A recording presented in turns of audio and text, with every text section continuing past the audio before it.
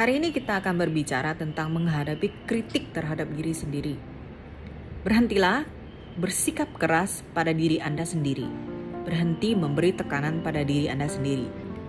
Saya tahu banyak dari Anda yang di luar sana merasakan ini adalah suatu perjuangan. Misalnya Anda ingin sukses. Siapa sih yang tidak ingin sukses?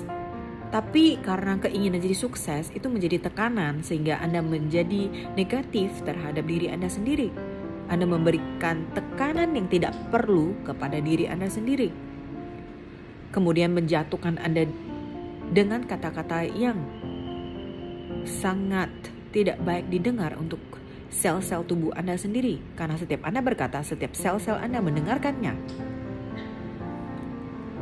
Anda mulai frustasi sama diri sendiri, memberi tekanan pada diri sendiri, membuat semuanya semakin buruk. Terlalu banyak media sosial untuk melihat kehidupan orang lain, momen-momen terbaik dalam hidup mereka yang menempatkan mereka di atas segalanya. Kita mulai merasa kasihan pada diri sendiri setelah melihat momen-momen mereka. Sepertinya saya tidak seproduktif mereka, sepertinya hidup saya tidak sebagus mereka. Negatif dari sosial media yang membuat orang lain yang melihat apapun itu menjadi kecil dan merasa Anda buruk. Namun pada kenyataannya tidak ada yang sempurna. Tidak ada yang selalu super produktif atau super kreatif sepanjang waktu. Tidak ada yang selalu ada temannya selamanya. Tidak ada yang selalu punya hidup yang di atas terus. Kadang-kadang kita merasa, aduh saya ada di titik terendah saya tidak termotivasi, saya kemudian bersikap keras pada diri saya sendiri. Bagaimana kita menghadapi semua tekanan ini? Oke, saya ada menyusun daftar, silakan komentar, jangan ragu untuk melanjutkan daftar ini jika Anda merasa Anda punya input lain untuk cara-cara untuk mengatasi kritik terhadap diri kita sendiri. Sehingga kita bisa sama-sama maju dan sama-sama belajar.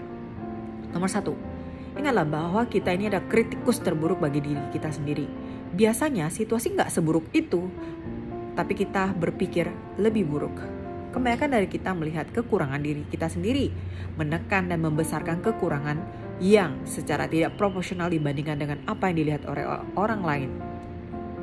Setengahnya adalah menyadari bahwa perspektif Anda bias karena Anda adalah kritikus terburuk bagi diri Anda sendiri. Anda akan lebih keras pada diri Anda sendiri daripada terhadap orang lain. Sadarilah, orang sekitar Anda itu tidak ada yang sempurna. Mereka juga mengalami perjuangan yang sama, bahkan perjuangan lebih buruk, seperti setiap orang memiliki cerita dan perjuangan dalam hidup mereka sendiri. Jadi belajarlah untuk tidak menghakimi diri sendiri, tidak menghakimi orang lain. Saya berpikir semua akan lebih bahagia jika kita tidak menghakimi diri kita sendiri. Nomor 2, memahami dan menerima bahwa Anda memiliki siklus hidup. Kadang-kadang kita naik, kadang-kadang kita turun. Kadang-kadang di musim dingin, kadang-kadang kita di musim panas. Kadang-kadang di musim hujan, kadang-kadang di musim kemarau. Kadang-kadang di titik tertinggi, kadang-kadang di titik terendah. Pahamilah bahwa ada pasang surut dalam kehidupan. Anda akan mengalami masa-masa sulit, tapi Anda juga akan mengalami masa-masa tenang. Untuk merenungkan diri sendiri dan untuk berhibernasi sebentar sebelum Anda dapat keluar lagi dan menjadi diri Anda yang terbaik. Itulah siklus kehidupan. Seperti kepompong mau menjadi kupu-kupu, harus berjuang dulu untuk menjadi cantik.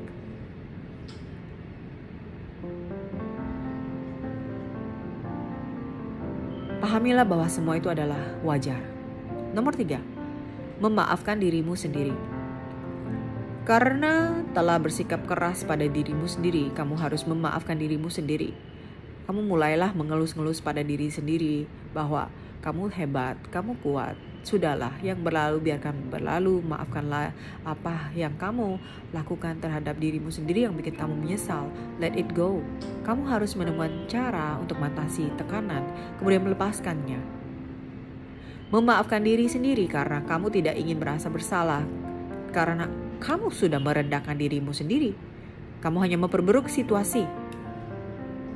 Karena kamu tahu ada terlalu banyak emosi negatif di sana. Kamu ingin membawa cinta, kasih sayang ke dalam lingkunganmu. Terimalah dirimu apa adanya. Perlakukan dirimu seolah kamu memperlakukan temanmu yang sedang mengalami masa sulit. Kamu tahu kamu tidak akan merendahkan temanmu karena dia ada di masa sulit. Maka kamu juga jangan merendahkan dirimu sendiri. Kamu hanya perlu memberi cinta dan dukungan. Misalnya, lihatlah dirimu sendiri di kaca, berkata kepada dirimu sendiri, kamu hebat, kamu kuat, kamu sudah melalui begitu banyak. Ini pasti kamu bisa lalui juga. Kemudian lepaskanlah semua ucapan negatif terhadap dirimu sendiri.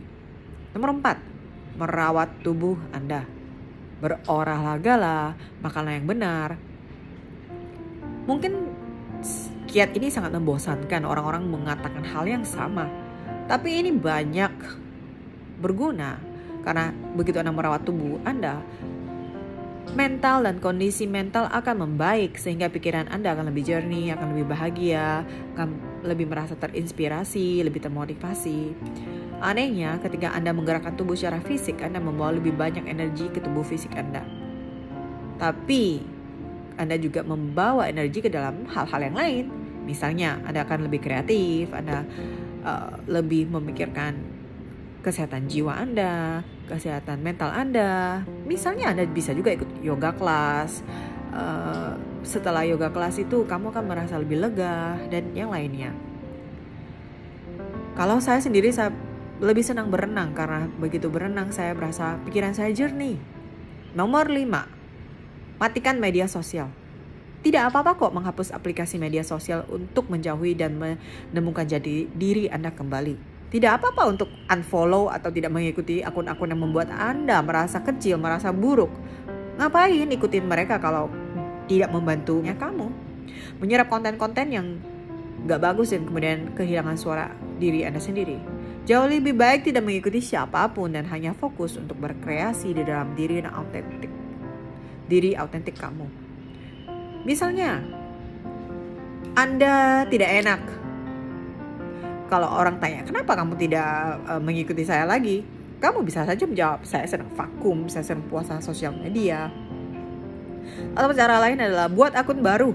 Akun baru yang hanya melihat kehidupan luar yang tidak ada koneksi dengan Anda. Atau hanya koneksi dengan orang-orang yang ingin Anda connect.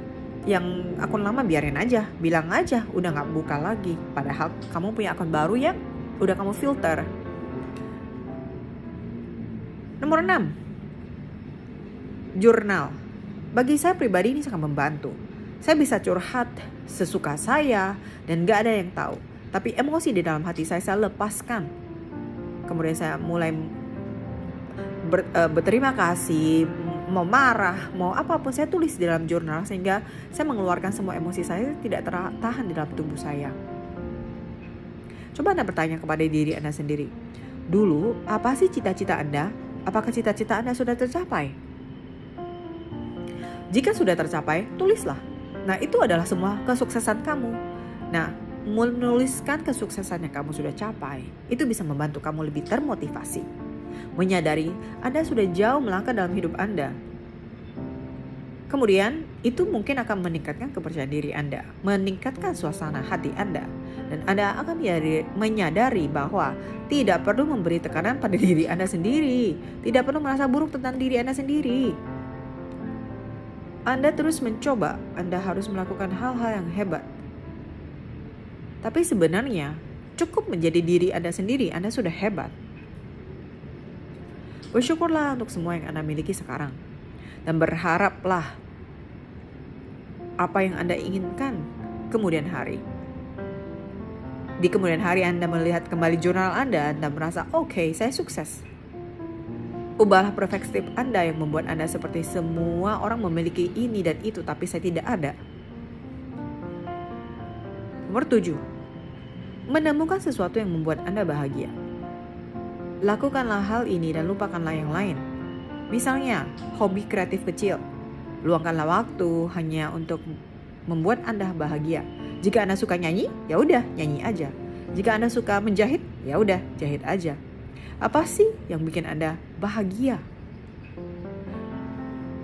Misalnya Anda suka masak, bermain piano, lakukanlah apa yang bikin Anda bahagia. Ada juga orang yang bahagia kalau rumahnya bersih, ya udah bersihkan rumah Anda.